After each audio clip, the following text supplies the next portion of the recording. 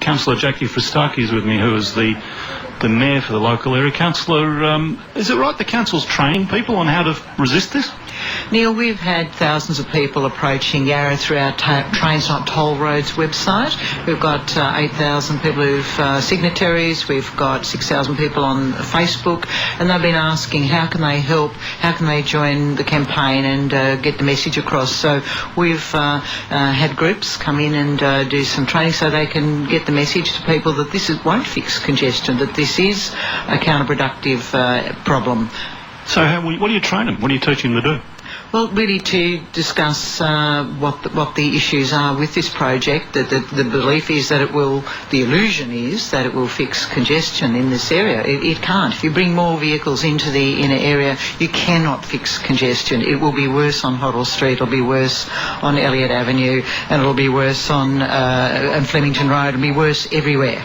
Gabrielle was telling me earlier that if necessary she'll chain herself to bulldozers and have peaceful resistance. Are you training people in that? Well, where that hasn't come to it, we're hoping that the government will see sense, because it is misguided. They're consulting on a Melbourne strategy, a metropolitan strategy, which a draft report's out in August.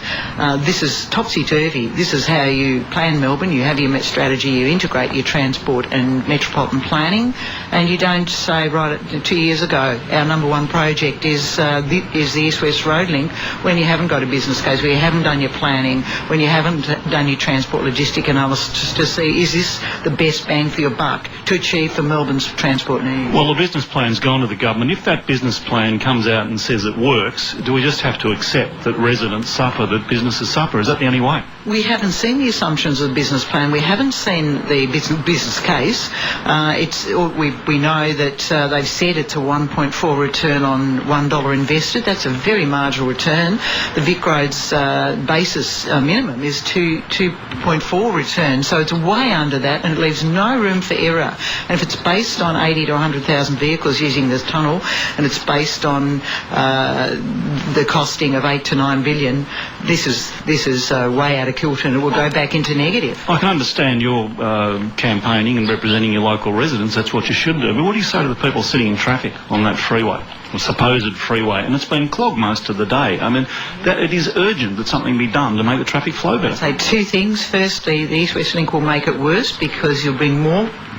It'll widen. They're also going to widen, or proposing to widen the Eastern Freeway. That'll bring that, and the East-West Link will bring more people to the exits at Hoddle Street. That's the first point. The second point is, if you built the Doncaster Road, you would remove so much traffic off the Eastern Freeway that there'll be more room for the trucks, there'll be more room for the commercial vans, and there'll be more room for the people who don't have an alternative and have to drive. Okay, thank you for speaking with us. The local mayor, Councillor Fristacky. Anybody else got anything to say? Give me a call as well, 96900 693 1313. Thank you. Now, Stephen Jolly is here as well, who is a local councillor, and I go back with Stephen. Oh, he's got support. That's unusual.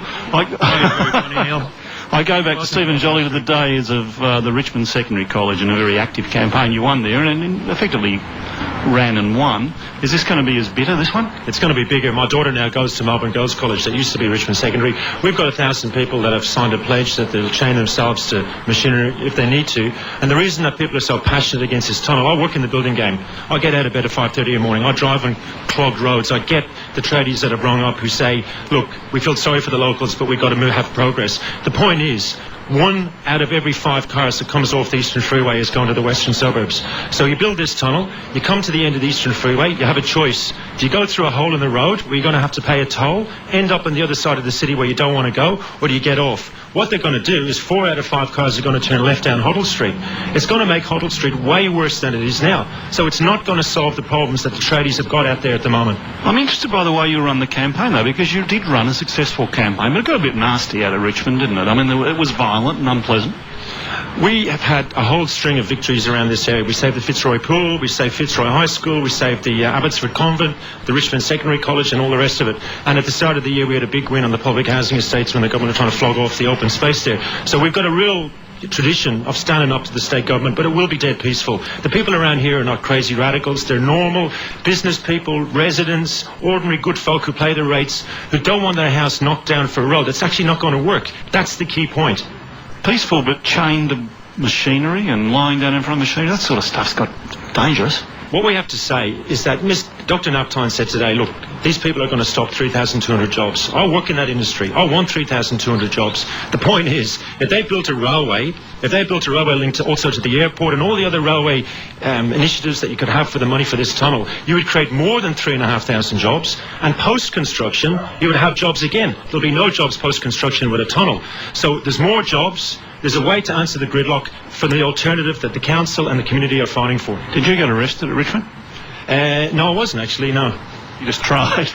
No, I didn't try. They arrested a lot of people down there. They all got found not guilty in court, and 4 years later, the Victorian police had to pay a massive compensation to the local community, including to me. Yeah, you got money. Well, I did because of, I was bashed on the picket line by the Victorian police for no good reason. So it's not going to come to that here. It's not going to come to that here because what you've got here is thousands of local people who want their taxpayers' dollars spent on something that's going to work. Railways. No one's against roads. I use roads every day. But this road's not going to work. 4 out of 5 cars will turn left down Hoddle Street. It's going to make Hoddle Street worse. I suspect we're going to hear more from you, aren't we?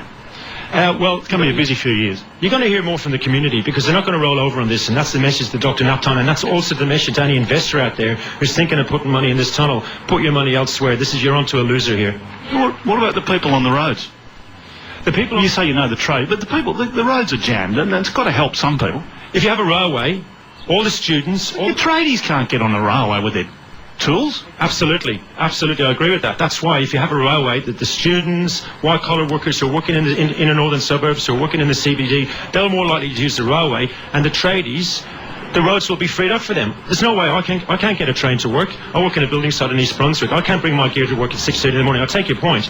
But what's clogging me up isn't other tradies. It's people that could well be in a railway rather than being on a car, white-collar workers, students, and so on. We'll talk again. Thanks for your time. Thanks, Phil. Stephen Jolly, 96900 693 13 13 32. Give us a call. Anything you'd like to discuss? We'll get some views from a real estate agent here on the...